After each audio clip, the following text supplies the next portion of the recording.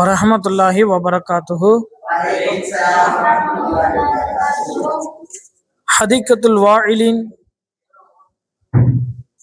மாணவ சொற்பேச்சு 8வது மன்றத்தின் தலைவராக நமது மதர்சாவினுடைய உஸ்தாத் நூறு முகமது ஹசரத் அவர்களை இந்த மன்றத்தின் சார்பாக வரவேற்கிறேன்.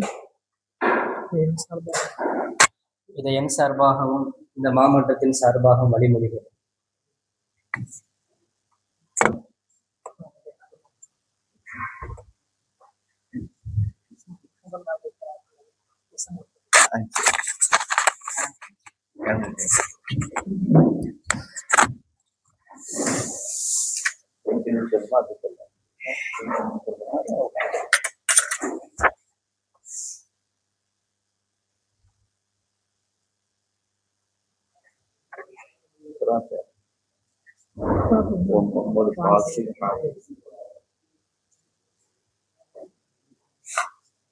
கிராத் ஓதுவதற்காக முஹம்மது ஃபாசில் ஹாஃபில் அவர்கள்.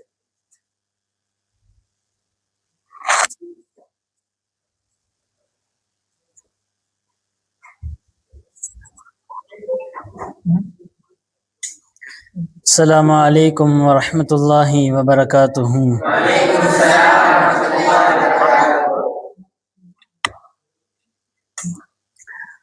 أعوذ بالله من الشيطان الرجيم.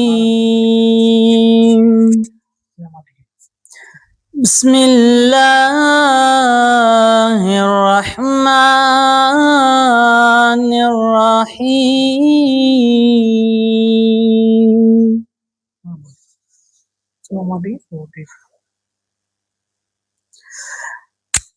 أفلا ينظرون إلى الإبل كيف خلقت وإلى السماء كيف رفعت وإلى الجبال كيف نصبت وإلى الأرض كيف سطحت فذكر إنما أنت مذكر لست عليهم بمسيطر إلا من تولى وكفر فيعذبه الله العذاب الأكبر إن إلينا إيابهم ثم إن علينا حسابهم. صدق الله العظيم. السلام عليكم ورحمة الله وبركاته.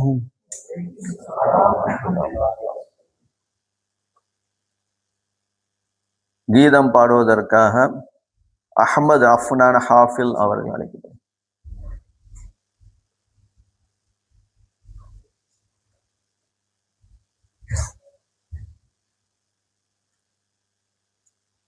السلام عليكم ورحمة الله وبركاته.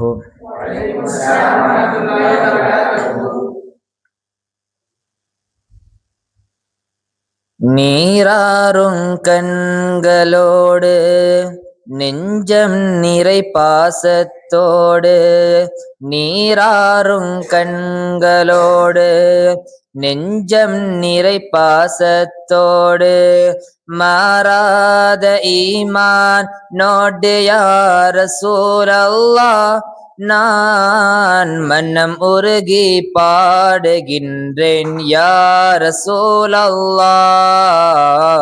மனம் உருகி பாடுகின்றேன் யா ரசூலல்லாஹ் நீராறும் கண்களோடு நெஞ்சம் நிறை பாசத்தோடு நீராறும் கண்களோடு நெஞ்சம் நிறை பாசத்தோடு மாறாத ஈமான் நோடு யா ரசூலல்லாஹ் நான் மன்னம் உருகி பாடுகின்றேன் யா ரசூலல்லாஹ் மன்னம் உருகி பாடுகின்றேன் யா ரசூலல்லாஹ் வான்மறையை நெஞ்சில் ஏந்தி வாய்மையினை வாழ்வில் ஏந்தி தீன் குலத்து நாயகமே யா ரசூலல்லாஹ் வான்மறையை நெஞ்சில் ஏந்தி வாய்மையினை வாழ்வில் ஏந்தி தீன் குலத்து நாயகமே யா ரசூலல்லாஹ் உங்கள் திருமுகத்தை காண வேண்டும் யா ரசூலல்லாஹ் திருமுகத்தை காண வேண்டும் யா ரசூலல்லாஹ் நீராறும் கண்களோடு நெஞ்சம் நிறை பாசத்தோடு நீராறும் கண்களோடு நெஞ்சம் நிறை பாசத்தோடு மாறாத ஈமான் நோடு யா ரசூலல்லாஹ் நான் மன்னம் உருகி பாடுகின்றேன் யா ரசூலல்லாஹ் மன்னம் உருகி பாடுகின்றேன் யா ரசூலல்லாஹ் தேன் சுரக்கும் சொர்க்கலோகம் தூயவர்கள் வாழும் இல்லம் தேடிடுவேன் நான் தங்களை யா ரசூலல்லாஹ் தேன் சுரக்கும் சொர்க்கலோகம் தூயவர்கள் வாழும் இல்லம் தேடிடுவேன் நான் தங்களை யா ரசூலல்லாஹ் உங்கள் தேன் இதழாய் அழைக்க வேண்டும் யா ரசூலல்லாஹ் தேன் இதழாய் அழைக்க வேண்டும் யா ரசூலல்லாஹ் நீராறும் கண்களோடு நெஞ்சம் நிறை பாசத்தோடு நீராறும் கண்களோடு நெஞ்சம் நிறை பாசத்தோடு மாறாத ஈமான் நோடு யா ரசூலல்லாஹ் நான் மன்னம் உருகி பாடுகின்றேன் யா ரசூலல்லாஹ் மன்னம் உருகி பாடுகின்றேன் யா ரசூலல்லாஹ். அஸ்ஸலாமு அலைக்கும் வரஹ்மத்துல்லாஹி வபரகாத்துஹு. அந்த சொற்பொழி செய்வதற்காக அபூபக்கர் சித்திக் என்ற மாணவர்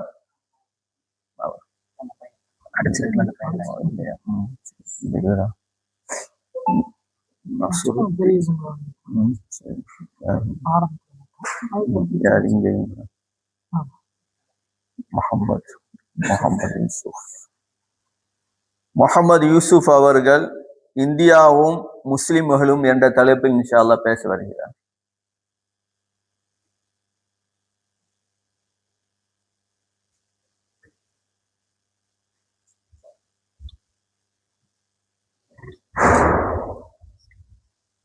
அஸ்ஸலாமு அலைக்கும் வரஹ்மத்துல்லாஹி வபரகாத்துஹு.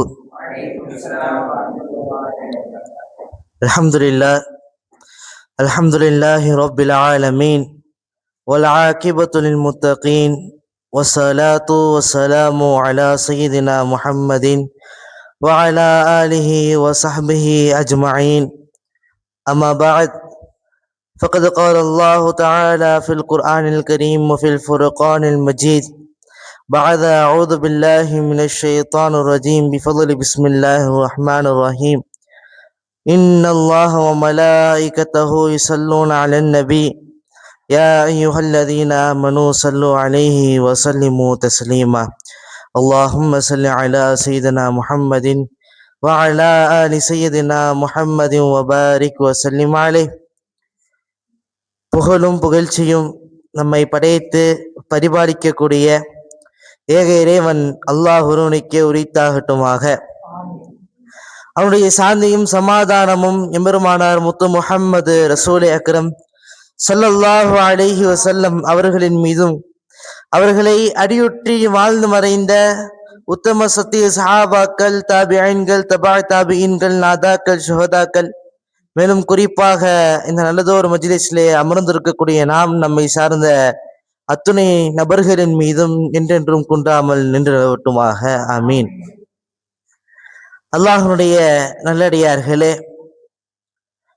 இன்று இந்த உலகத்தில் வாழக்கூடிய, குறிப்பாக இந்த இந்திய தேசத்தில் வாழக்கூடிய ஒவ்வொரு இஸ்லாமியர்களுடைய உள்ளத்திலும் தோன்றக்கூடிய ஒரு பலவீனமான ஒரு குற்ற உணர்ச்சியுடைய ஒரு விஷயம் என்னவெனில், நாம் எல்லாம் உண்மையிலேயே இந்தியர்கள் தானா? நமக்கும் இந்த இந்தியாவிற்கும் ஏதேனும் தொடர்பு இருக்கின்றதா? இல்ல மற்றவர்கள் சொல்வதை போன்று மற்றவங்கள கோ பேக் டு பாகிஸ்தான், நீங்க பாகிஸ்தானுக்கு போங்க அப்படின்னு சொல்வதை போன்று நாம் பூர்வீகத்திலேயே நாம் பாகிஸ்தான்களை சேர்ந்தவர்களா என்பது போன்ற உண்டான குற்ற உணர்ச்சிகள் இந்த இஸ்லாமியர்களுக்கு மத்தியில், இந்தியாவில் வாழக்கூடிய இஸ்லாமியர்களுக்கு மத்தியில் பெரும்பான்மையாக தோன்றுகின்றது. அன்பார்ந்தவர்களே, ஏன்னா அப்படி ஒரு சித்தாந்தத்தை, அப்படி ஒரு விஷயத்தை நமக்கு மத்தியிலே ஊடுருவி விட்டார்கள்.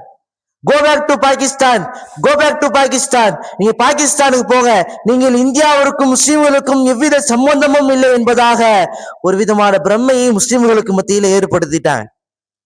பார்ந்தவர்களே, நம்மள்ட்ட அப்படி சொன்னா நம்ம என்ன சொல்லுவோம்? பதில் சொல்ல தெரியுமா நமக்கு? இல்ல, நான் இந்தியாவை சார்ந்தவர்கள் தான், இந்தியாவிற்கும் எங்களுக்கும் ஏராளமான தொடர்புகள் இருக்கின்றது என்பதாக நம்மால் ஆதாரபூர்வமாக பல ஆதாரங்களை அடுக்கி நம்ம நிரூபிக்க முடியுமான்னா முடியாது. நம்ம அதில் போன்றுண்டான வரலாறுகளை நாம் படிக்கவில்லை. நீ கோ பேக் டு பாகிஸ்தான், நீ பாகிஸ்தானுக்கு போனா நம்ம பாகிஸ்தானை சார்ந்தவர்கள் பயம் ஏற்படுது. நம்ம வரலாற்றை யோசித்து பார்க்க வேண்டும், வரலாற்றை புரட்டி பார்க்க வேண்டும். நமக்கும் இந்த இந்தியாவிற்கும் எப்படியெல்லாம் தொடர்பு இருந்திருக்கின்றது. நம்முடைய முன்னோர்கள் இந்த இந்தியாவிற்காக, சுதந்திரத்திற்காக, இந்த இந்தியாவுடைய போர்களுக்காக எவ்வாறெல்லாம் உயிர் தியாகத்தையும், உடல் தியாகத்தையும், பொருள் தியாகத்தையும் தந்திருக்கின்றார் என்பதை அன்பார்ந்தவர்களே வரலாற்றை புரட்டும் பொழுது நமக்கு தெரிகின்றது. சிப்பாய் புரட்சி 1857 ஆண்டு ஆங்கிலேயர்களுக்கு எதிராக நடந்தது. இதுல வேலுநாச்சியார், இந்த மாதிரி என்னென்ன சுதந்திர போராட்ட வீரர்கள்லாம் இருக்கிறாங்க, எல்லா சுதந்திர போராட்ட வீரர்களும் சாதி மதம் பார்க்காமல் ஒன்று சேர்ந்தாங்க. அந்த சிப்பாயின் புரட்சியின் பொழுது சாதி மதம் பார்க்காமல் எல்லா சமூகத்தினர்களும் ஆங்கிலேயர்களை எதிர்த்து போராட வேண்டும் என்று ஒன்று சேர்ந்தார்கள். காரணம் என்ன தெரியுமா? அப்போதைக்கு டெல்லியினுடைய சக்கரவர்த்தியாக இருந்த 2ஆம் பகதூர் ஷா ஜாஃபர் அவர்கள் வயது முதிர்ந்த நிலை, 87 வயசுகிட்ட அணைஞ்சிட்டாங்க. அந்த வயசுலையும் நாம் ஆங்கிலேயர்களை எதிர்த்து போராடி நம்முடைய இந்த மண்ணை நாம் இந்தியர்கள் தான் ஆள வேண்டும் என்பதற்காக ஒட்டுமொத்த எல்லாவித சமூகத்தினர்களும் ஒன்று சேர்த்தா மட்டும் போதுமா? ஒரு உரையை ஆற்றுறாங்க.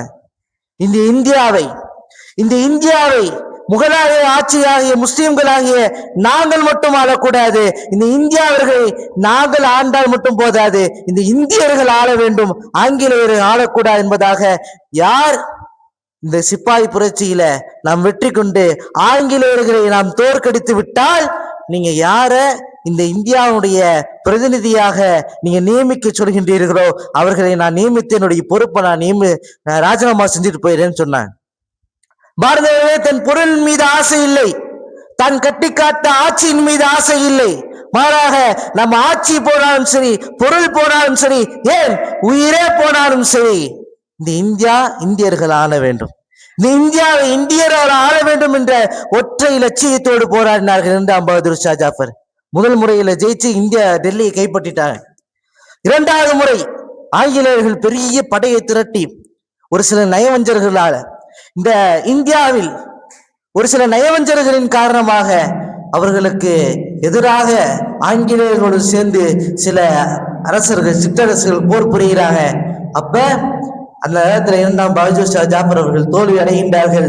தோல்வி அடைஞ்சு அவர்களை தூக்கிட்டு நாடு கடத்திடுறாங்க பர்மாவுக்கு நாடு கடத்திடுறாங்க. அப்ப அங்க கொண்டு போய் சிறையில பல நாட்கள் இருக்கிறாங்க. பல நாட்கள் சித்திரவதைக்கு ஆளாகின்றார்கள். கடைசியில ஒருத்தன் ஒரு தட்டுல ஒரு துணியை மறைச்சு கொண்டு வந்து அவங்க முன்னாடி வைக்கிறான். இரண்டாம் பகதூர் ஷா ஜாஃபர் அவர்கள் உங்களுக்கு ஒரு அன்பளிப்பு அப்படின்னு சொல்லி ஒரு தட்டை கொண்டு வந்து வைக்கிறான்.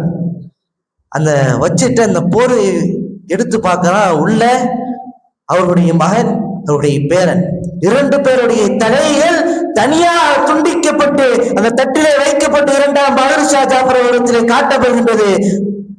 அவன் நினைச்சது ஒண்ணு, இதை காட்டினவனை இரண்டாம் பகதூர் ஷா ஜாஃபர் அவர்களுக்கு கண் கலங்கி அழுவார்கள். நம்ம இடத்துல மன்னிப்பு கேட்பார்கள். நம்மை விடுவிக்க செய்யுமாறு, நம்மை குடும்பத்தாரை விடுவிக்க செய்யுமாறு கதறுவார்கள். அப்படியெல்லாம் எதிர்பார்த்த ஆங்கிலேயருக்கு முன்னாடி அந்த தலையை காமிச்சவனை இரண்டாம் பகதூர் ஷா ஜாஃபர் அவர்கள் ஒரு சிரிச்சாங்களாம். ஆங்கிலேயர்களை பார்த்து சிரிச்சாங்களாம். இதை கண்ட ஆங்கிலேய அதிகாரி ஆச்சரியமுட்டு, உன்னுடைய பேர பிள்ளையை, உன்னுடைய பேரை, உன்னுடைய மகனை தலையை அறுத்து முன்னால் கொண்டு வந்திருக்கின்றேன். உங்களுக்குலாம் இறக்கமே இல்லையா அப்படின்னு கேட்கும்போது இரண்டாம் பகதூர் ஷா ஜாஃபர் அவர்கள் சொல்லுகின்றார்கள், இந்தியர்களுக்கு இது போன்ற என்ன விஷயங்கள் நடந்தாலும் நான் கவலைப்படுவதில்லை என்பதாக தன் மகனின் பேரனின் தலை துண்டிக்கப்பட்ட பொழுதும் இந்தியா சுதந்திரம் அடைய வேண்டும் என்ற ஒற்றை லட்சியத்திற்காக மரணத்தையும் சுவைத்தார்கள் நம்ம இந்திய சமூகத்தினுடைய முஸ்லிம்கள் பார்த்தவர்களே. இது போன்ற ஏராளமான விஷயங்கள் அந்த சிப்பாய் புரட்சியில் மட்டும் கிட்டத்தட்ட ஆயிரக்கணக்கான உலமாக்கள் ஷஹீதாயிருக்கிறார்கள். அதுல தலைநகர் டெல்லியில மட்டும் கிட்டத்தட்ட 500 உலமாக்கள் இந்திய சுதந்திர போராட்டத்திற்காக சிப்பாய் புரட்சியில ஷஹீதாயிருக்கு. இது போன்ற ஏராளமான தியாகங்கள் நாம் அறியாமல் இருக்கின்றோம். முன்பார்ந்தவர்களை விழிப்புணர்வு பெறுங்கள். மஹமூது ஹசன் அவங்கள ஜெயில போடுறாங்க. ஆங்கிலேயர்களை சுதந்திரம் கேட்டதற்காக ஜெயிலே போடுறாங்க. பல சித்திரவதைக்குள் உள்ளாக்கின பிறகு அவங்க ஒரு நாள் மரணிச்சிடுறாங்க. அவங்க குளிப்பாட்டும் பொழுதுதான் ஒரு உண்மையே தெரிய வருது. அவங்க குளிப்பாட்ட போகும்போது ஒரு உண்மை தெரிய வருது. என்னது? அவருடைய இடுப்புல சதையே இல்லை. அவருடைய 2 இடுப்புலையும் சதையே இல்லை. அப்ப இதை பற்றி உண்டான தகவல்களை இமாம் மதனி ரஹ்மத்துல்லாஹி அலைஹி அவங்க சொல்லும் பொழுது சொல்றாங்க, இமாம் மஹமூது ஹசன் அவர்கள் சிறைச்சாலையில் இருக்கும் பொழுது ஆங்கிலேயர்கள், நீ சுதந்திரத்தை கேட்கிறீங்களா, நீ சுதந்திரத்தை கேட்பாயா என்று 2 இடுப்புலையும் பழுக்கை காய்ச்சின அந்த கம்பிகளை வைப்பாங்க. அன்பார்ந்தவர்களே, அப்பையும் தனக்கு சுதந்திரம் வேண்டும் என்று போராடி இருக்கின்றார் என்று சொன்னார். நம்முடைய சமுதாயத்தினர்களுக்கு நமக்கும் இந்த இந்தியாவிற்கும் எவ்விதமெல்லாம் சம்பந்தம் இருக்கின்றது, தொடர்புகள் இருக்கின்றது என்பதை அன்பார்ந்தவர்களை சிந்தித்து பாருங்கள். எனவே எதை கேட்டோமோ, எதை சொன்னோமோ அதன்படி வீரமிக்கவர்களாக, தேசப்பட்டுள்ளவர்களாக இருக்கக்கூடிய நசீப வல்ல ரஹ்மான் நம் அனைவருக்கும் தந்தல் புரிவானாக. அல்ஹம்துலில்லாஹி ரப்பில் ஆலமீன். அஸ்ஸலாமு அலைக்கும் வரஹ்மத்துல்லாஹி வபரகாத்துஹு. அல்ஹம்துலில்லாஹ். அழகான முறை சொல்லுபடி செய்தார்கள். அல்லாஹ் ரப்பல் ஆலமீன் அவருக்கு மேலும் நாமன்மை அதிகப்படி தருவானாக. ஆமீன். அடுத்ததாக முஹம்மது அனஸ் குர்ஆனின் சிறப்புகள் என்ற தலைப்பில் பேசுகிறேன்.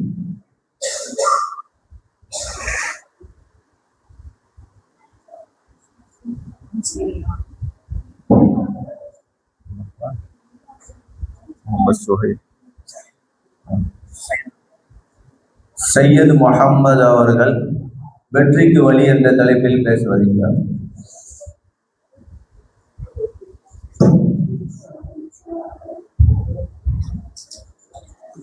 அஸ்ஸலாமு அலைக்கும் வரஹ்மத்துல்லாஹி வபரகாத்துஹு. இன்னல் ஹம்தலில்லாஹ் நஹ்மதுஹு நுஸல்லி அலா ரசூலில் கரீம். புகழும் புகழ்ச்சியும் அல்லாஹ்விற்கும் அவனுடைய சாந்தியும் சமாதானமும் நபிகள் நாயகம் ஸல்லல்லாஹு அலைஹி வஸல்லம் அவர்கள் மீதும் அவர்களுடைய வாழ்க்கையை சற்றும் தவறாமல் பின்பற்றி வாழ்ந்து மறைந்த உத்தம சத்திய சஹாபாக்கள், தாபியீன்கள், தபா தாபியீன்கள், நாதாக்கள், சோதாக்கள், நல்லோர்கள் இந்த மஜ்லிஸில் அமர்ந்திருக்கும் நம் அனைவரும் மீதும் என்றென்றும் ஒன்றாமல் நின்றோட்டுமாக. ஒரு மனிதன் வாழ்க்கையில் வெற்றி பெற வேண்டுமா, அவன் அதிகம் முயற்சி செய்ய வேண்டும். முயற்சி செய்தால்தான் அவர்கள் வாழ்க்கையில் வெற்றி பெற வேண்டும், வெற்றி பெற முடியும். 9 நிமிஷம் தான். அமெரிக்கா அயல்நாட்டுடைய அமைச்சர் ஜார்ஜ் மார்ஷல் அவர் அதிகமாக முயற்சி செய்ததால் தான் அவர் அந்த நாட்டினுடைய அமைச்சராக ஆனார். அவர் அதிகம் புத்தகங்களை படித்தார். அவர்களுடைய வாழ்க்கையில் அதிகம் முயற்சி செய்தார். 3 மணி நேரத்தில் அவர்கள் 200 பக்கம் உள்ள புக்கை முடிப்பார் படித்து.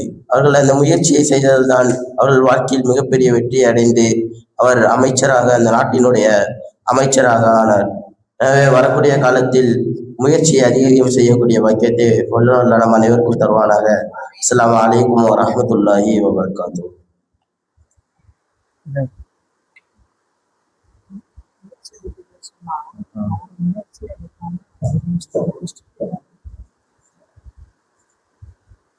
ரப்புல் ஆலமீன் அவர்களுக்கு அதிகமாக பேச்சாட்களையும் நாவன்மையும் சிறந்த ஒரு பேச்சாளர் வல்லல்லாஹு ஆக்கி செய்வார்கள். ஆமீன். அடுத்ததாக அபு சுஹேல் அவர்கள் வேண்டாம் வட்டி என்ற தலைப்பில் 2 நிமிஷம் தானே கஞ்சி. السلام عليكم ورحمة الله وبركاته. الحمد لله نحمده ونصلي على رسوله الكريم. أما بعد، قال الله تعالى في القرآن العظيم وبالفرقان المجيد: يا أيها الذين آمنوا اتقوا الله وذروا ما بقي من الربا إن كنتم مؤمنين. صدق الله العظيم. புகழும் புகழ்ச்சியும் அகிலத்தை படைத்தழகாய் பரிபாலிக்க கூடிய அகில வல்லோனுக்கே உரித்தானது. அவரின் சாந்தியும் சமாதானமும் எம்பெருமானார் கண்மணி நாயகம் ரசூல் அக்ரம் ஸல்லல்லாஹு அலைஹி வஸல்லம் அவர்களின் மீதும், அன்னாரை பின்பற்றி வாழ்ந்து மறைந்து வாழ்ந்து கொண்டிருக்கும் அத்துணை நபர்களின் மீதும், மற்றும் இந்த நல்லதோர் மஜ்லிஸிலே அமர்ந்திருக்கக்கூடிய நம்மவர்களின் மீதும், நம்மை சார்ந்தவர்களின் மீதும், இந்த அரங்கத்தை தலைமை தாங்கிக் கொண்டிருக்கக்கூடிய உஸ்தாதுமார்களின் மீதும் குன்றாமல் நின்று நிலவட்டுமாக. ஆமீன். அன்பானவர்களே, வறுமையில் வீட்டில் ஓட்டையாகுது சட்டி, உறவினர்கள் உன்னை விட்டு விடுவார்கள் வெட்டி, அல்லாஹ் தஆலா சுவன பட்டியலில் இருந்து உன் பெயரை விடுகிறான் வெட்டி. இதற்கு காரணம் நீ இந்த உலகில் வாங்கிய வட்டி. நான் பேச போகும் தலைப்பு எதை பற்றி என்றால் வட்டி வட்டி வட்டியை பற்றி நான் பேச போகின்றேன். அன்பானவர்களே, அல்லாஹ் தஆலா தன் திருமறையிலே வட்டியை பற்றி சொல்லும் பொழுது சொல்லுகின்றான், எந்த ஒரு நபர் அவனுடைய வாழ்க்கையில் வட்டியை வாங்கி உண்கிறானோ அவன் நாளை மறுமையில் எந்த நிலையில் எழுப்பப்படுவான் என்று தெரியுமா? ஷைத்தானால் தீண்டப்பட்ட ஒரு பைத்தியமாக எழுப்பப்படுகின்றான் நாளை மறுமையில் அவன் அல்லாஹ்விடத்தில். யார் வட்டியை வாங்கி உன்றவன். அது மட்டுமல்ல, அல்லாஹ் தஆலா அந்த ஆயத்தினிலே வட்டியை ஏன் ஹராமாக்கினான் என்று சொல்லுகின்றான்.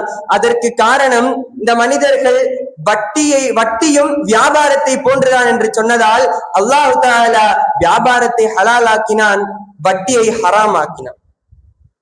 மேலும் அல்லாஹ்வினிடத்தில், தன் இறைவனிடத்தில் இருந்து இந்த அறிவுரை வந்த பின் யார் அந்த வட்டியை விட்டு விலகிறார்களோ அவர்களுக்கு அவர்கள் முன்வாங்கிய வட்டி எல்லாம் உரித்தானது என்று சொல்லுகின்றான். அதனை தொடர்ந்தவன் அந்த ஆயத்திலே சொல்லி காட்டுகின்றான். என்ன சொல்கின்றான் என்று தெரியுமா? அவனுடைய எல்லா விவகாரமும் அல்லாஹ்விடத்தில் இருக்கின்றது. இந்த வட்டி வாங்க வேண்டாம் என்று அல்லாஹ்விடத்தில் இருந்து அறிவுரை வந்ததும் அந்த வட்டியை விட்டு விலகின்றான் தெரியுமா? அந்த மனிதனின் விவகாரம் அல்லாஹ்விடத்தில் இருக்கின்றது.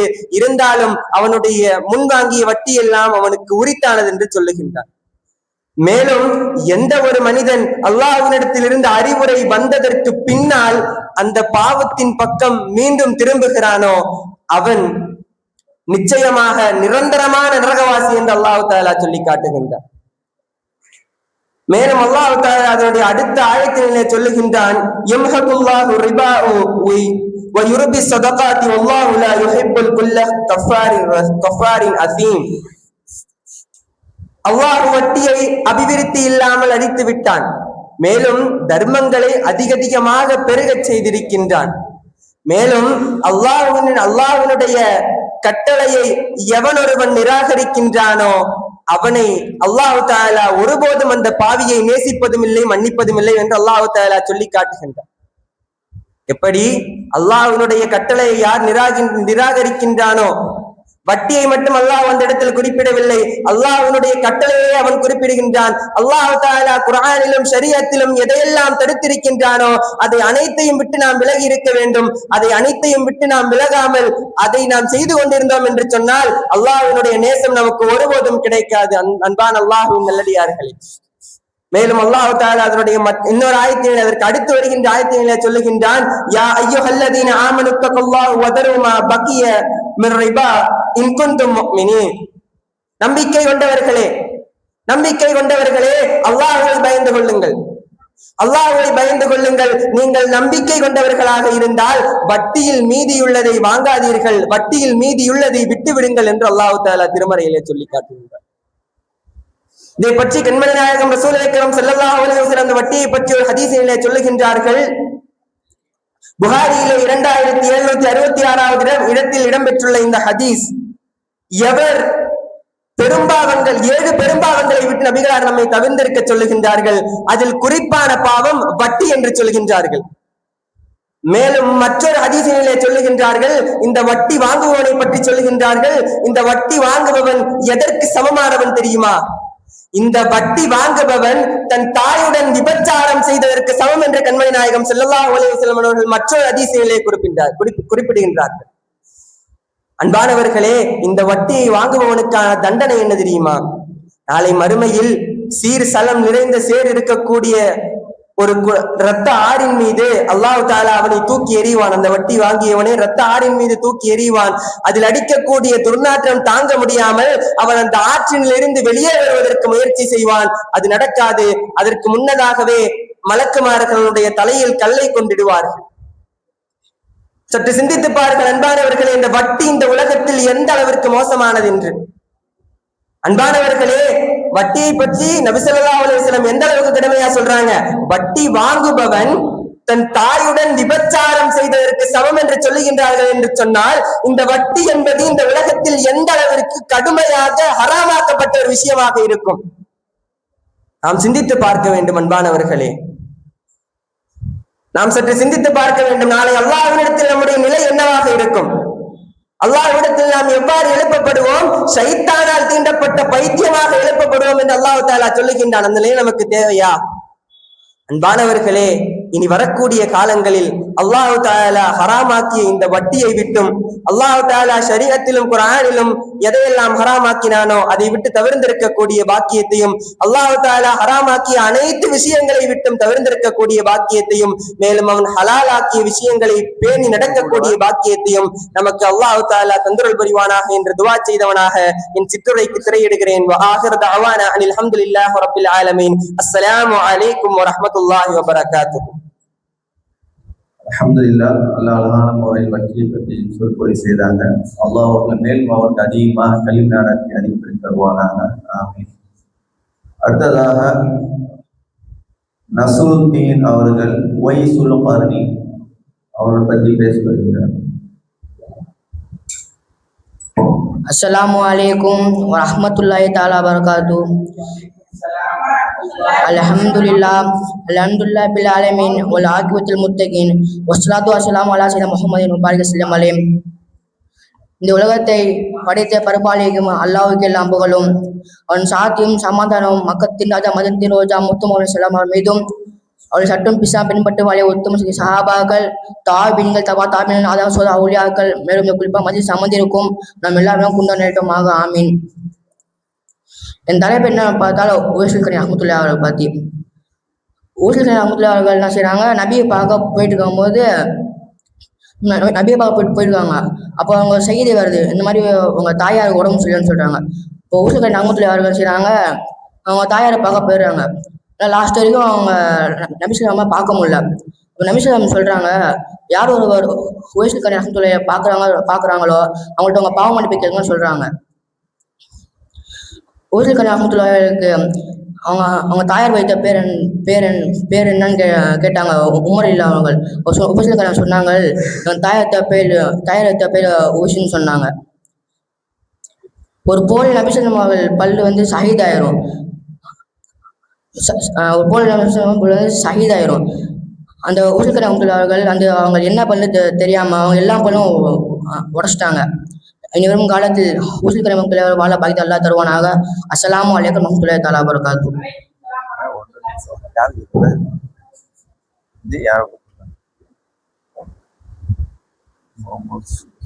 சுஹைல் கூடுவோமா?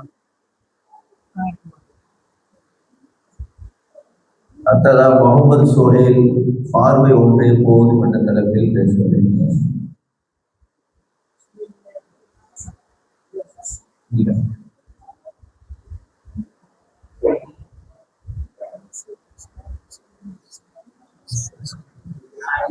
அர்ஷத் அஹமத் அறிவுஜீவி முல்லா நசுருதீன் அவர்கள் பேசுவார்கள். அஸ்ஸலாமு அலைக்கும் வரஹ்மத்துல்லாஹி வபரகாத்துஹு.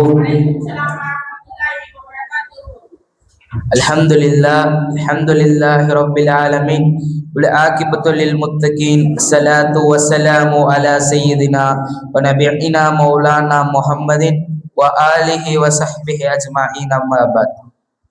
அறிவுஜீவி முல்லா நஸ்ருதீனை பற்றி நான் பேச வந்திருக்கிறேன். முல்லா நஸ்ருதீனுடைய வாழ்க்கை என்பது மிகவும் சுவாரஸ்யமானதாகவும் மிகவும் சிரிப்பு கொண்டதாகவும் இருக்கும். அதன் அடிப்படையில் ஒரு நாள் முல்லா நஸ்ருதீன் தனது நண்பர்களிடம் உரையாடி கொண்டிருக்கிறார். அப்பொழுது முல்லா நஸ்ருதீன் தனது வீர சம்பவத்தை ஒன்றை தனது நண்பர்களிடம் கூறுகிறார். நான் ஒரு நாள் பாலைவனத்தில் சென்று கொண்டிருந்தேன். அப்பொழுது மிக பயங்கரமான பாலைவனம் கொள்ளை கூட்டம் என்னை பார்த்தது. அந்த பாலைவன கூட்டத்தையே நான் ஓட வைத்தேன் என்று மிகவும் பெருமிதமாகவும் கம்பீரமாகவும் கூறுகிறார். இதை கேட்ட அந்த நண்பர்கள் எல்லாம் ஆச்சரியமடைந்து, எப்படி இவர் ஒத்தாளாக அவ்வளவு பெரிய பயங்கரமான கடத்தல் கூட்டத்தை எப்படி ஓட வைத்தார் என்று கேள்வி தனக்குள்ளேயே எழுப்புகிறார்கள். அப்பொழுது ஒரு நண்பர் முல்லாவிடம் கேட்கிறார், எப்படி உன்னால் அவ்வளவு பெரிய கடத்தல் கூட்டத்தை ஓட வைக்க முடியுது என்று கேட்டார். இது என்ன மிகப்பெரிய விஷயம்? அவர்கள் என்னை பார்த்தார்கள். அவர்களை பார்த்தவுடன் நான் ஓட ஆரம்பித்து விட்டேன். அவர்கள் என்னமோ ஏதோ என்று என்னை பிடிக்க வேக வேகமாக ஓடி வந்தார்கள் என்று பெருமிதத்துடன் கூறினார். இரண்டாவதாக, முல்லா நஸ்ருதீன் தனது வெகு தூரம் பயணத்திற்காக தனது கழுதையை ஏற்படுத்தி தயாராக வைத்தார். எதிர் வீட்டுக்காரர், நீ வெகு தூரம் செல்ல இருக்கிறார், நீ போகும் வழியில் திருடர்கள் அதிகமாக இருப்பார்கள், அதற்காக உனது கழுதை நீ காப்பாற்றுவதற்காக என்னுடைய வீர வாளை தருகிறேன், அதை நீ பாதுகாப்புக்காக வைத்துக்கொள் என்று கூறின உடனே இந்த வாளை எடுத்து வாங்கள் என்று அந்த எதிர் வீட்டுக்காரர் முல்லா நஸ்ருதீனுக்கு அந்த வாளை எடுத்து வந்து தருகிறார். முல்லாவும் தனது பயணத்துக்கு செல்கிறார்கள். போய்கொண்டிருக்கும் பொழுது எதிரிலிருந்து ஒரு நபர் வருகிறார். அவர் வருவதற்கு முன்னால் நாம் அவர்களை நெருங்கி விடுவோம் என்று முல்லா நஸ்ருதீன் வேகமாக கழுதையை போட்டி அவர் பக்கத்தில் போய் நின்று, கழுதையை ஏதும் செய்ய வேண்டாம், நான் இந்த மிக உயர்ந்த வாளை தருகிறேன், அந்த வாளை நீங்க வைத்துக் கொண்டு எனது கழுதையை விட்டுக் கொள்ளுங்கள் என்று அந்த அப்பாவி நபரிடம் கூறினார். அந்த அப்பாவி நபர் ஒன்னும் புரியாமல், வேற என்ன, நான் பசாடு போயிட்டு இருந்தேன், எதுக்கு எனக்கு இந்த வாழை தரார், ஒன்னும் புரியலையே, எது எப்படியோ எனக்கு இந்த விலை உயர்ந்த வாள் எனக்கு கிடைத்து விட்டது என்று அவர் மிகவும் மகிழ்ச்சியுடன் போகிறார். பயணம் முடிந்து விட்டு முல்லா நஸ்ருதீன் வீட்டுக்கு சென்ற பிறகு அந்த எதிர் வீட்டுக்காரரை பார்த்து முல்லா நஸ்ருதீன் மிகவும் மகிழ்ச்சியாக, நண்பரே, நீங்க மட்டும் வாள் தராமிட்டால் அவ்வளவுதான், என்னுடைய கழுதை போயிருக்கும் என்று முல்லா கூறுகிறார். அதற்கு அந்த நபர், எது எப்படியோ அந்த வாளை எங்கே என்று கேட்கிறார். அதை கொடுத்துதானே என்னுடைய கழுதையை நான் காப்பாற்றினேன் என்று கூறியவுடன் அந்த நபர் மிகவும் கதறிக்கொண்டு, என்னுடைய விலை உயர்ந்த வாள் போய்விட்டது என்று கதறியுடன் வீடு சென்றார்.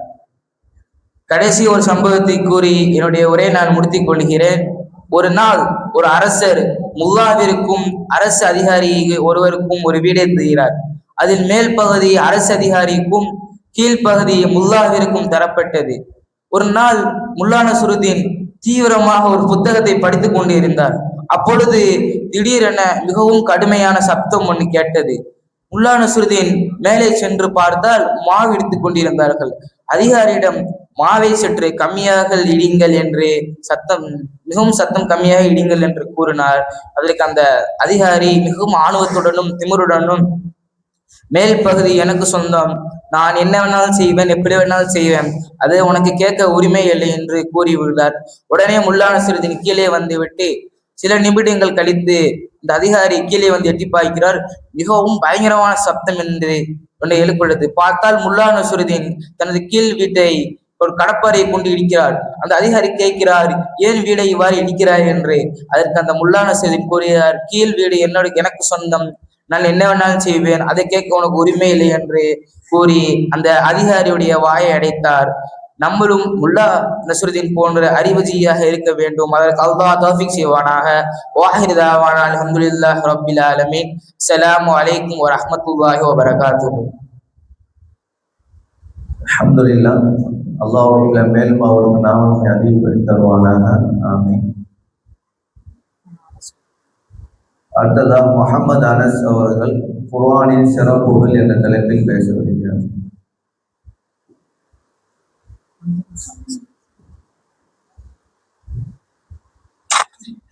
அஸ்ஸலாமு அலைக்கும் வரஹ்மத்துல்லாஹி வபரகாத்துஹு. அல்ஹம்துலில்லாஹி ரப்பில் ஆலமீன் அல்லதி அன்அம அலைனா ஃபி உம்மத்தி முஹம்மது ஸல்லல்லாஹு அலைஹி வஸல்லம். ஸலாத்து வஸ்ஸலாமு அல்லதி உர்சில் காஃபத்தில் வரா வல் ஆமத்தில் ஜின். அம்மா பாத். فقال الله تعالى في القرآن الكريم ذلك الكتاب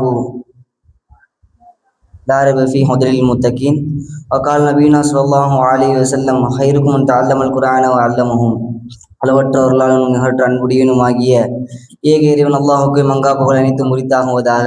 அவனுடைய சாந்தியும் சமாதானமும் எம்பெருமானார் முத்து முஹம்மது நபி ஸல்லல்லாஹு அலைஹி வஸல்லம் அவர்கள் மீதும் எல்லாரின் அடிசுவற்றை சற்றும் தவறாமல் பின்பற்றி வாழ்ந்து மறைந்த உத்தம சத்திய சஹாபாக்கள், தாபியீன்கள், தபு தாபியீன்கள், மேலும் நல்லதோர் மஜ்லிஸில் அமர்ந்திருக்கும் நாம் அவர்களுடைய குடும்பத்தினர் மீதும் அல்லாஹ்வுடைய சாந்தியும் சமாதானமும் உண்டாகுவதாக. அல்ஹம்துலில்லாஹ். அல்லாஹ்வின் நல்லடியார்களே, எத்தனை நபர்கள் குர்ஆனை தொடர்ந்து ஓதி வருகிறோம்?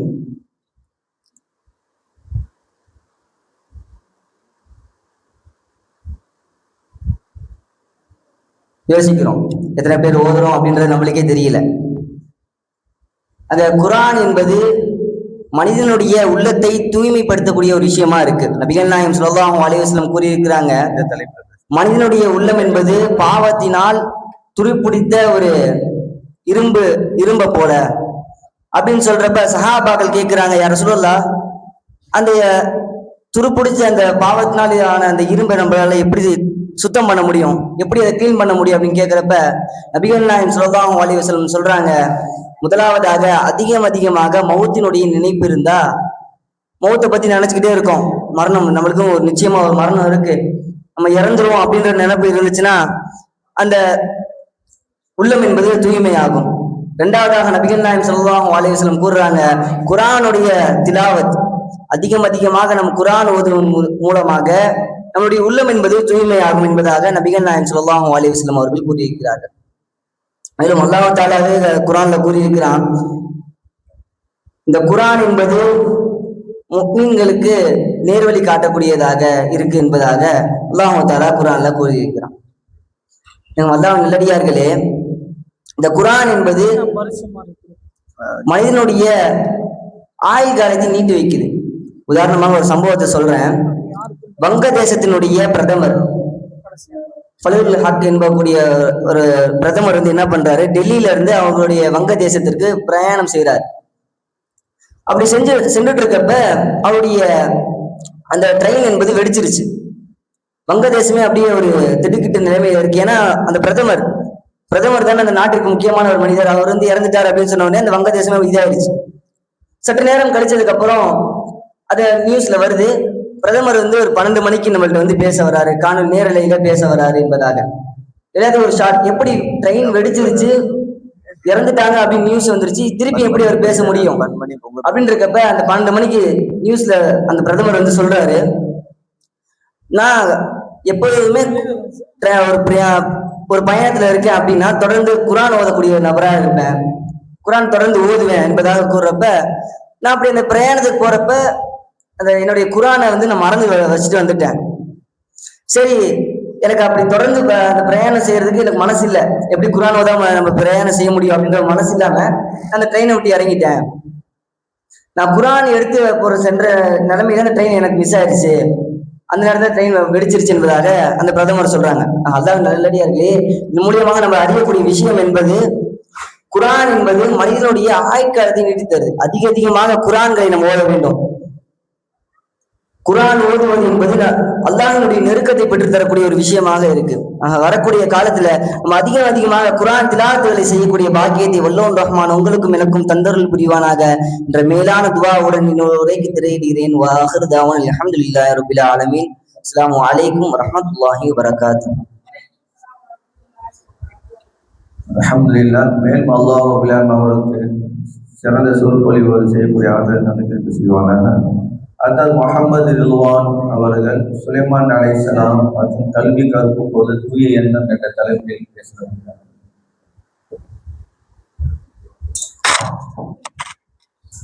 அஸ்ஸலாமு அலைக்கும் வரஹ்மத்துல்லாஹி வபரகாத்துஹு. அல்ஹம்துலில்லாஹி ரப்பில் ஆலமீன் வல் ஆகிபத்து லில் முத்தகீன் வஸ்ஸலாத்து வஸ்ஸலாமு அலா அஷ்ரஃபில் அன்பியாஇ வல் முர்சலீன் வ மலாயிகத்தில் முகர்ரபீன் அம்மா பஅத். ஃபகத் கால அல்லாஹு தஆலா ஃபில் குர்ஆனில் கரீம் வ ஃபில் ஃபுர்கானில் மஜீத் இன்னல்லாஹ மலாயிகத்தஹு யுஸல்லூன அலன் நபி யா அய்யுஹல்லதீன ஆமனூ ஸல்லு அலைஹி வ ஸல்லிமு தஸ்லீமா. அல்லாஹும்ம ஸல்லி அலா சய்யிதினா முஹம்மதின் வ அலா ஆலி சய்யிதினா முஹம்மதின் வ பாரிக் வ ஸல்லிம் அலைஹி. وقال نبينا صلى الله عليه وسلم في الحديث إنما الأعمال بالنيات وإنما لكل امرئ ما نوى. அல்ஹம்துலில்லாஹ். புகழும் புகழ்ச்சியும் இந்த அகிலத்தை படைத்து பரிபாலிக்கின்ற அல்லாஹ் ஒருவனுக்கே உரித்தாகட்டுமாக. அவனின் சாந்தியும் சமாதானமும் மக்கத்து ராஜா மதீனத்து ரோஜா ரசூலே கரீம் ஸல்லல்லாஹு அலைஹி வஸல்லம் அவர்களின் மீதும் அவருடைய வாழ்க்கையை சற்றும் பெசராமல் அப்படியே பின்பற்றிய உத்தம சத்திய சஹாபாக்கள், தாபியீன்கள், தபா தாபியீன்கள், நாதாக்கள், ஷுஹதாக்கள், வலிமார்கள், மேலும் இந்த பொந்தோர் மஜ்லிஸில் அமர்ந்திருக்கும் நாம் நம்மை சார்ந்த அத்துணை நபர்களின் மீதும் உண்டாகட்டுமாக. ஆமீன். அல்ஹம்துலில்லாஹ். ஒரு தடவை கஸாலி ரஹ்மத்துல்லாஹி அலைஹி அவர்கள் ஒரு பாதையில நடந்து செல்கின்றார்கள். இது யஹ்யா உலூமுத்தீன் என்ற கிதாபில் பதிவு செய்யப்படுகின்றது. ஒரு தடவை யஹ்யா அலைஹிஸ்ஸலாம் அவர்கள் ஒரு பாதையில நடந்து செல்றாங்க. அப்படி அந்த பாதையில நடந்து செல்லும் போது இடையில ஒரு பெரும் மலை. அந்த மலையை பார்த்து கஸாலி ரஹ்மத்துல்லாஹி அலைஹி அவர்கள் ஒரு நினைச்சாங்களாம், இந்த மலையளவு மட்டும் என்கிட்ட செல்வங்கள் குமிஞ்சு இருந்துச்சுன்னா நான் அதை அத்தனையும் சதக்கா செய்து விடுவேன் என்று சொன்னார்களாம் என்று அவர்கள் நினைத்தார்கள். அப்பொழுது அல்லாஹ் தஆலா அவருடைய மலக்குகளுக்கு கட்டளையிட்டானா, இமாம் கஸாலி ரஹ்மத்துல்லாஹி அலைஹி அவர்களிடத்தில் இந்த மலையளவு செல்வங்கள் இருந்து அதை சதக்கா செய்தால் எவ்வளவு நன்மைகள் கிடைக்குமோ அத்துணை நன்மைகளையும் அவருடைய பட்டியலில் அவருக்கு எழுதிவிடு என்று சொன்னார்களாம். காரணம் அவர்களுடைய தூய எண்ணம், அவர்களுடைய அந்த தூய எண்ணம். அதனால்தான் ஸல்லல்லாஹு அலைஹி வஸல்லம் ஹதீஸ்ல சொன்னாங்களே, ஒரு பிரபலமான ஹதீஸ், இன்னமல் அமாலு பின்னியாத் வ இன்னமா லிகுல்லி இம்ரிஇ மா நவா. நிச்சயமாக செயல்கள் அனைத்தும் அவருடைய எண்ணங்களை கொண்டுதான் அமைகின்றது. மேலும் ஒரு மனிதன் என்ன நாடுகின்றான் அதுதான் அவனுக்கு கிடைக்கும். ஸல்லல்லாஹு அலைஹி வஸல்லம் அழகாக நமக்கு சொல்லி காட்டிய ஒரு ஹதீஸ். முதல்ல இந்த நம்ம கல்வி கற்கக்கூடிய அது முக்கியமா மார்க்க கல்வி கற்கக்கூடிய நாம் நம்மளுடைய எண்ணங்களை எப்படி அமைத்துக் கொள்ள வேண்டும். நமது எண்ணங்கள் முதலில் தூய்மையாக இருக்க வேண்டும். அல்லாஹ் தஆலா இந்த கல்வியை பற்றி சொல்லும் போது ஒரு ஆயத்துல சொல்கின்றான், உங்களிலிருந்து ஈமான் கொண்டவர்களையும் வல்லதீன ஊத்துல் இல்மு தரஜாத்தின், உங்களில் இல்மு கொடுக்கப்பட்டவர்களின் தரஜாத்துகளை அந்தஸ்துகளை அல்லாஹ் தஆலா உயர்த்துகின்றானாம். அதனாலதான் அல்லாஹ் தஆலா சொன்னான், உங்களில் அறிந்தவர்களும் அறியாதவர்களும் சமமாவார்கள் என்று அல்லாஹ் கேட்டானே. அறிந்தவர்களுடைய தரஜாத்தை அல்லாஹ் தஆலா உயர்த்துகின்றான். கல்வி கற்றவர்களுடைய தரஜாத்தை அல்லாஹ் தஆலா உயர்த்துகின்றான். ஒரு 3 நபர்களை அல்லாஹ் தஆலா நரகத்தில் போட்டு விடுவானாம்.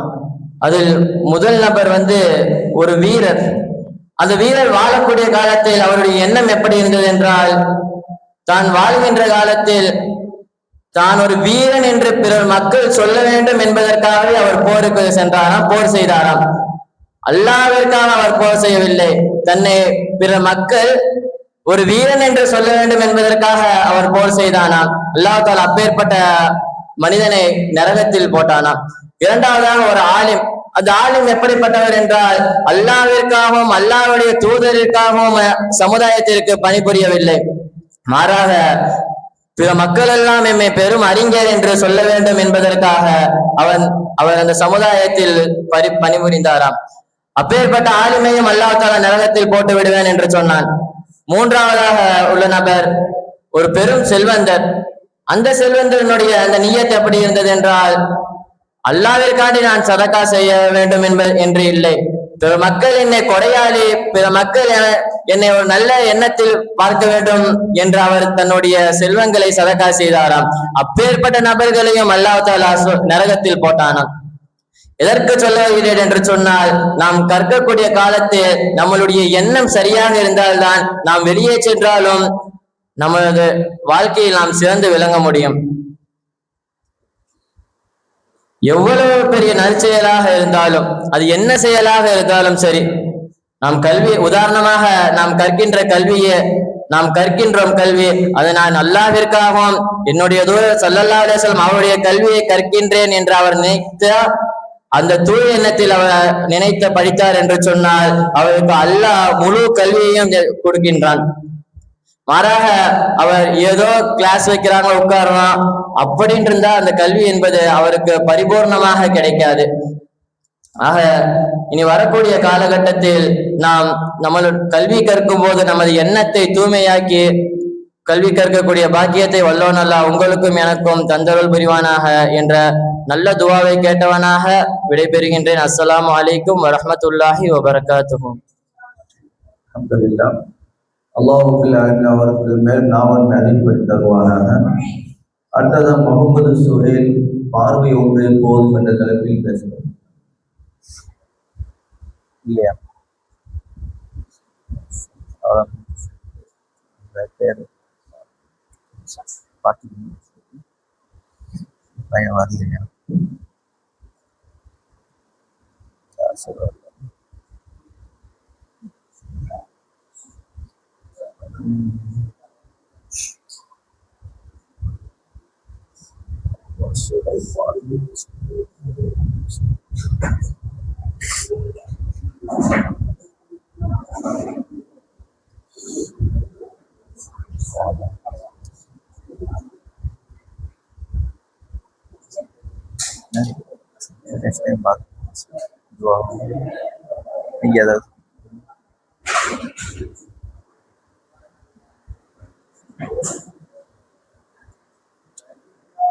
அஸ்ஸலாமு அலைக்கும் வரஹ்மத்துல்லாஹி வபரகாத்துஹு.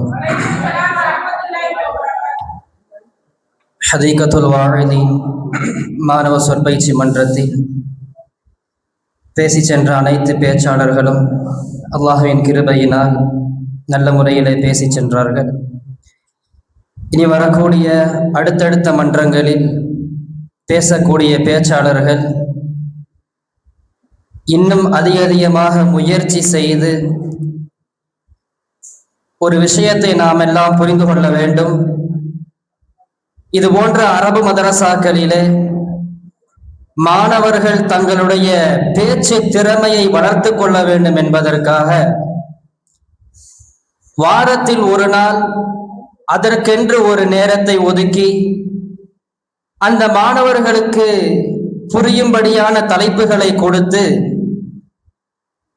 அந்த மாணவர்கள் நல்ல முறையிலே பேச வேண்டும் என்ற நல்ல எண்ணத்திலே இந்த மாணவ சொற்பயிற்சி மன்றம் ஒவ்வொரு மதரசாக்களும் அமைக்கப்படுகிறது. நமக்கு இந்த ஒரு நல்ல வாய்ப்பு கிடைக்கிறது என்று சொன்னால் அந்த நல்ல வாய்ப்பை எவ்வாறு நாம் பயன்படுத்துகிறோமோ, இன்று நாம் எப்படி இந்த பேச்சு திறமையை மதரசாக்களிலே வளர்த்து கொள்கிறோமோ, நாளை நாம் முடித்து சென்றவுடன் பல்வேறுபட்ட மனிதர்கள் நமக்கு முன்னிலையிலே இருப்பார்கள். நம்முடைய பேச்சை கேட்பதற்கு ஆர்வமாக இருப்பார்கள், ஆசையாக இருப்பார்கள்.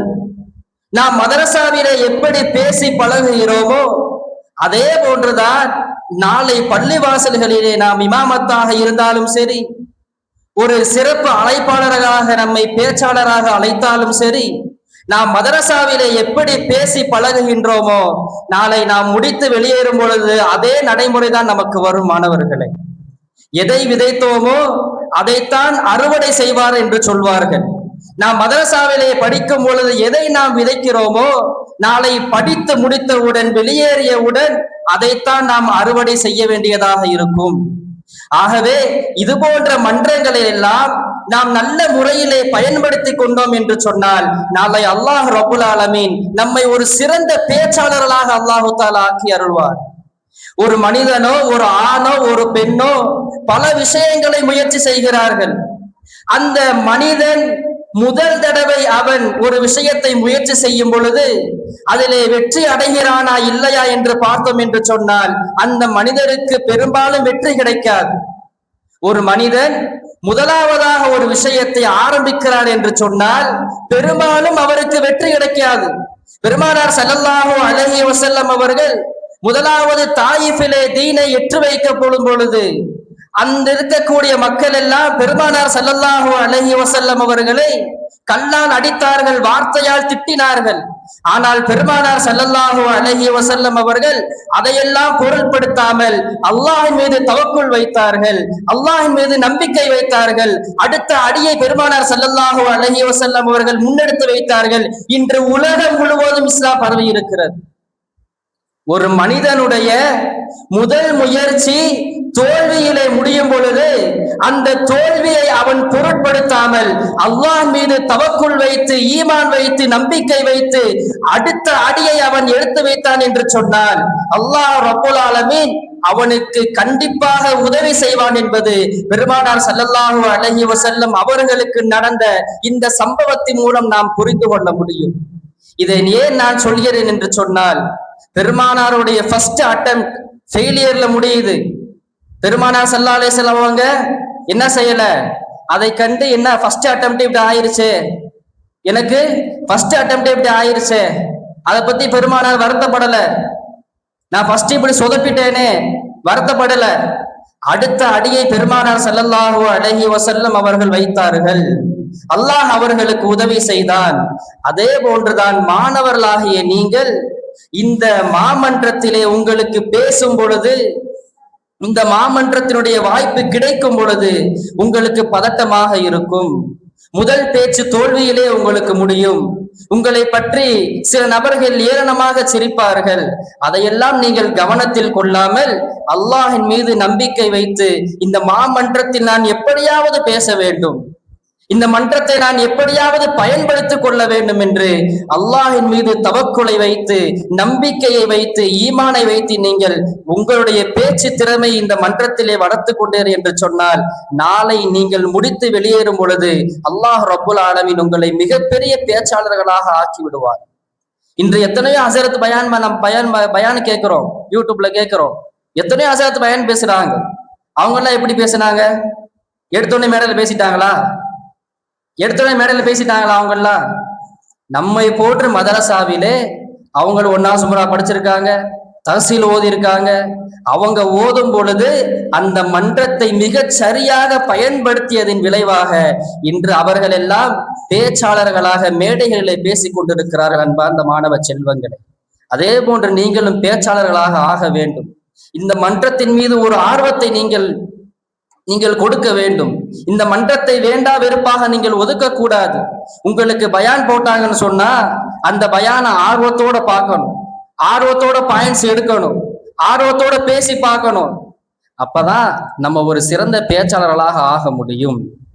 இன்று இந்த மன்றத்திலே நான் பேசுகிறேன் என்று சொன்னால் நான் ஓதும் பொழுது அந்த மன்றத்தை நான் நல்லபடியாக பயன்படுத்தி கொண்டேன். அதனுடைய விளைவாக அல்லாஹ் ரப்புல் ஆலமீன் இன்று உங்களுக்கு முன்னால் என்னை பேச வைத்திருக்கிறான். நீங்களும் இதே போன்று இந்த மன்றத்தை பயன்படுத்தினீர்கள் என்று சொன்னால் நாளை வேறொரு மதரசாவிலே அல்லது இந்த மதரசாவில் நீங்கள் உஸ்தாதாக பணியாற்றும் பொழுது நீங்கள் உங்களுடைய மாணவர்களுக்கு நசீஹத்து செய்யக்கூடிய வாய்ப்பை அல்லாஹ் ரப்புல் ஆலமீன் உங்கள் அனைவருக்கும் தந்தருள்வான். அப்படிப்பட்ட இந்த மன்றத்தை இந்த சொற்பயிற்சி மன்றத்தை மாணவர்களாகிய நீங்கள் நல்ல முறையிலே பயன்படுத்திக் கொள்ள வேண்டும் என்று நான் விரும்பி வேண்டி கேட்டுக்கொள்கிறேன். இன்ஷா அல்லாஹ் அடுத்து வரக்கூடிய மன்றங்களிலே மாணவ செல்வங்கள் அனைவரும் யாரும் ஆப்சண்ட் ஆகாம உங்களுக்கு கொடுக்கப்படக்கூடிய தலைப்புகளில் சிறந்த முறையில் நீங்க பயான் செய்யுங்க. அல்லாஹ் ரப்புல் ஆலமீன் நம் அனைவருக்கும் வெற்றியை தந்தருள்வானாக. வ ஆகிர தஅவானா அல்ஹம்துலில்லாஹி ரப்பில் ஆலமீன். அஸ்ஸலாமு அலைக்கும் வ ரஹ்மத்துல்லாஹி வ பரகாத்துஹு.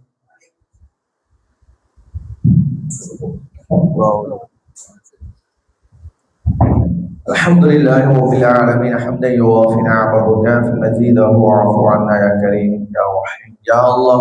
اللهم صل وسلم على نبينا محمد صلى الله عليه وسلم. رضينا بالله ربا وبالاسلام دينا وبمحمد صلى الله عليه وسلم نبيا ورسولا. اللهم انا نسالك بخير ما سالك منه نبيك محمد صلى الله عليه وسلم ونعوذ بك من شر ما استعاذك منه نبيك محمد صلى الله عليه وسلم.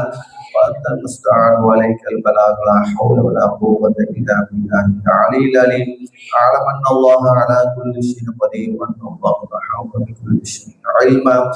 ربنا آتنا في الدنيا حسنة وفي الآخرة حسنة وقنا عذاب النار.